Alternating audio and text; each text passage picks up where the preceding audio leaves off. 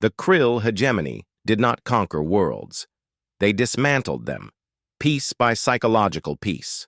They were masters of demoralization, their entire military-industrial complex geared not towards kinetic weaponry, but towards the precise and devastating application of societal trauma. Their inquisitors were not soldiers, but xenopsychologists, historians, and sociologists of the highest order. Before the first Kryll warship ever entered a target system, they would have already spent cycles, meticulously studying their prey, dissecting their history, their art, their fears, and their failures. They did not break ships, they broke spirits. Their method was brutally effective. Against the proud, honor-bound avians of Cygnus X-1, they broadcast meticulously crafted deep fakes of their most revered leaders committing acts of cowardice. The avians' rigid social structure, built on a foundation of martial pride, shattered from within.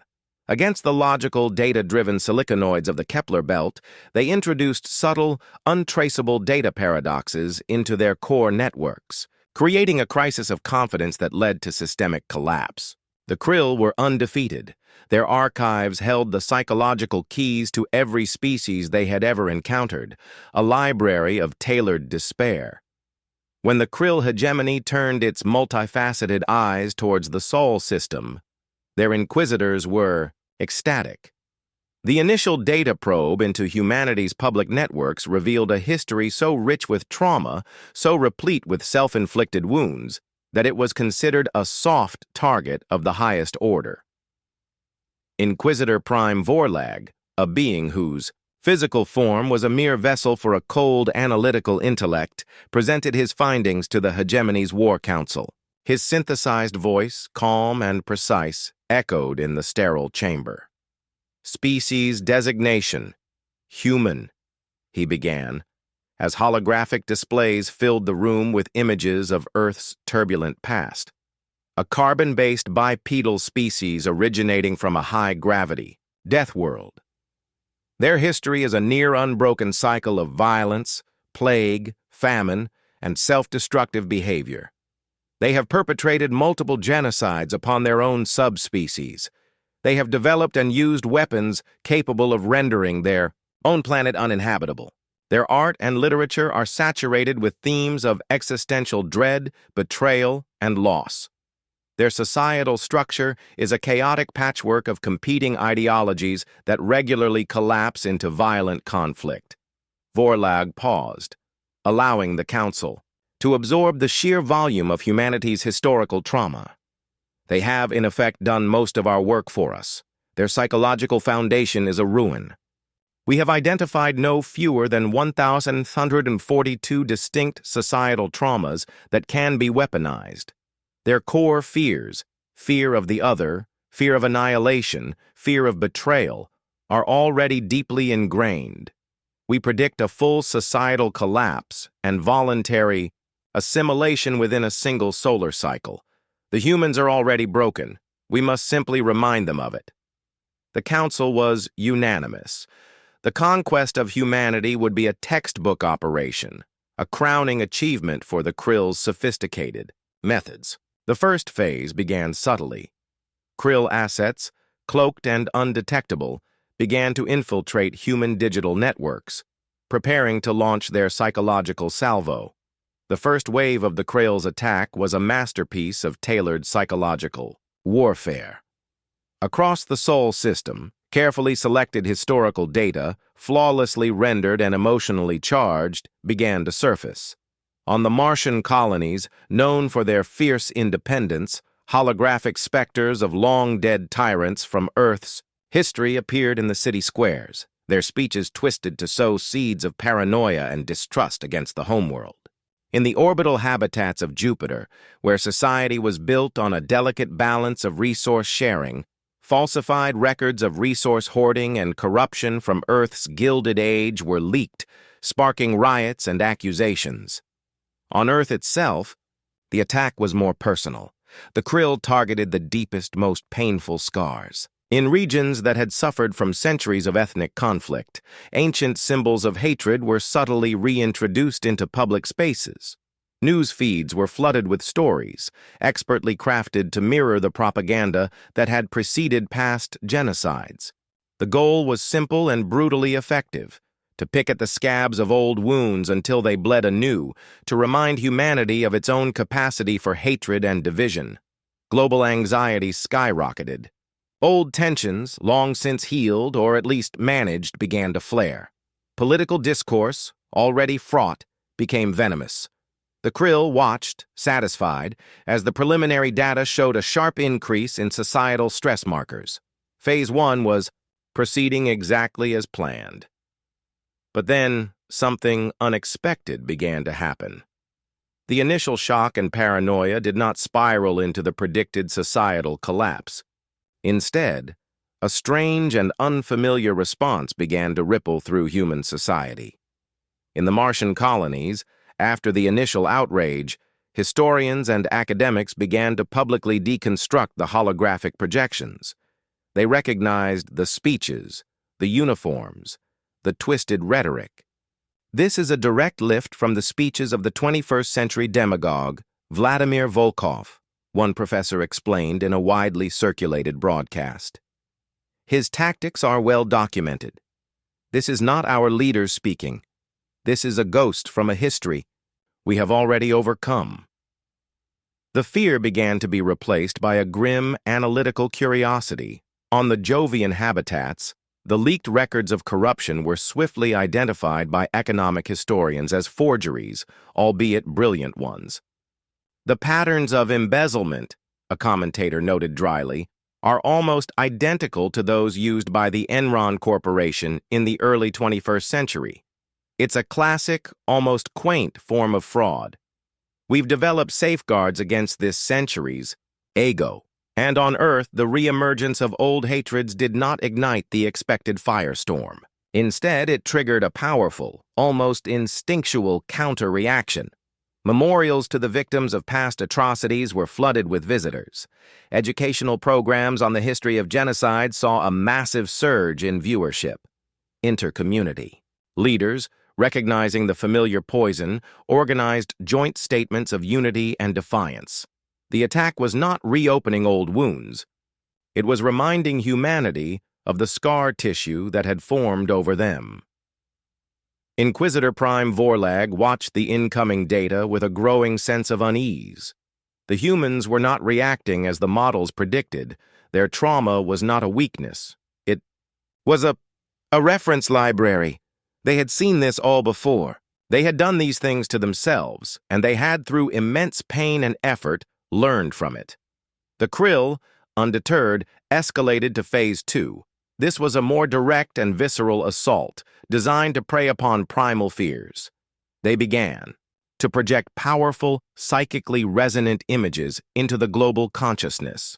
Visions of plague, famine, and environmental collapse, all drawn from the darkest chapters of human history.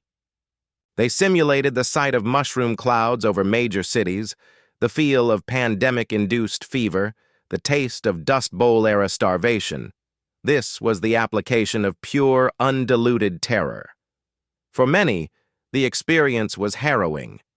Global panic spiked, but again the societal collapse failed to materialize. The response was organized emergency services, having drilled for nuclear, biological, and chemical warfare scenarios for centuries, activated their protocols with a grim efficiency. Citizen-led disaster relief networks, born from the experiences of countless hurricanes, earthquakes, and floods, began to coordinate resource distribution and mutual aid. The visions of horror, meant to paralyze, instead triggered a deeply ingrained muscle memory of crisis response. A young woman in what was once called the American Midwest, experiencing a Kryll-induced vision of a starving child from the Great Depression, didn't panic. She went to her community food bank and volunteered.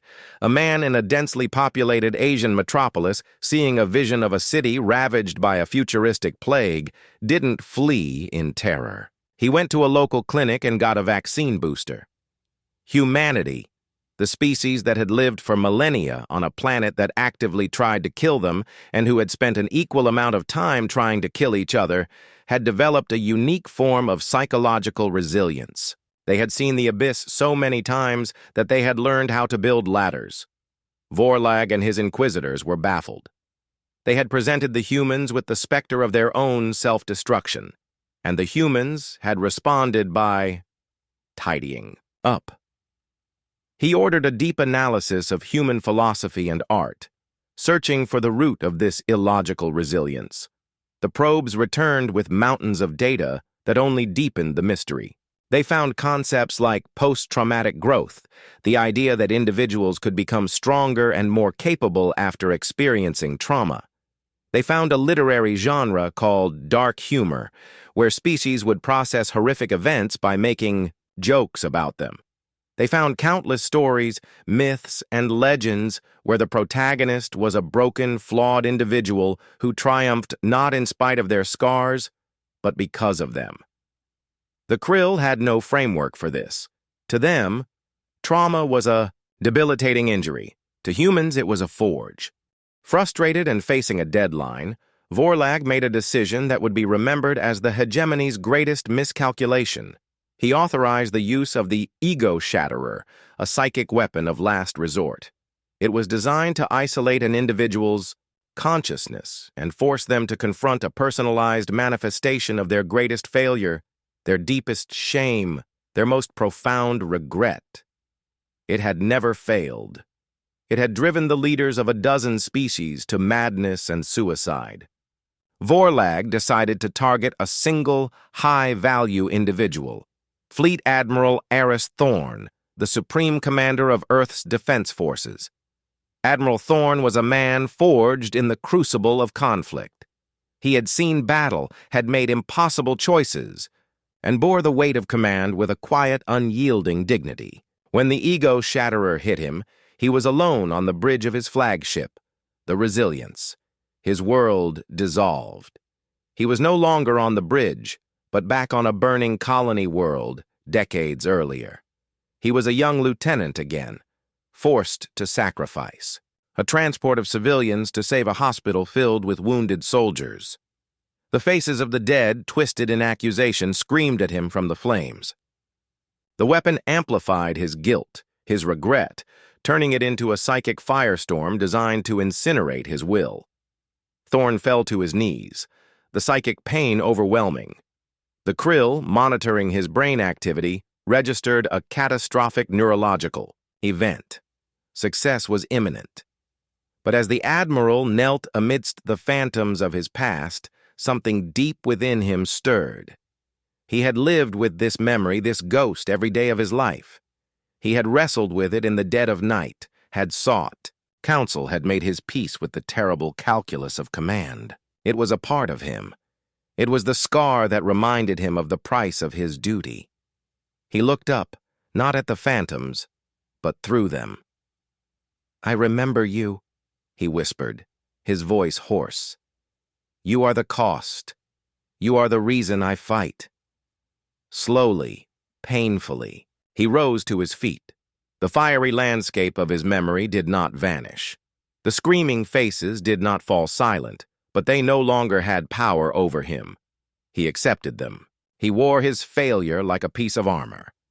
On the Kryll command ship, Vorlag watched in disbelief as Admiral Thorn's neurological signals stabilized, then strengthened, then returned to a state of calm, focused resolve. The Ego Shatterer had failed. More than failed. It seemed to have made him stronger. Vorlag finally understood. The Kryll saw trauma as a weapon to be used against others. Humans had, over their brutal history, learned to use it on themselves. They had an immunity, born of relentless, self-inflicted exposure.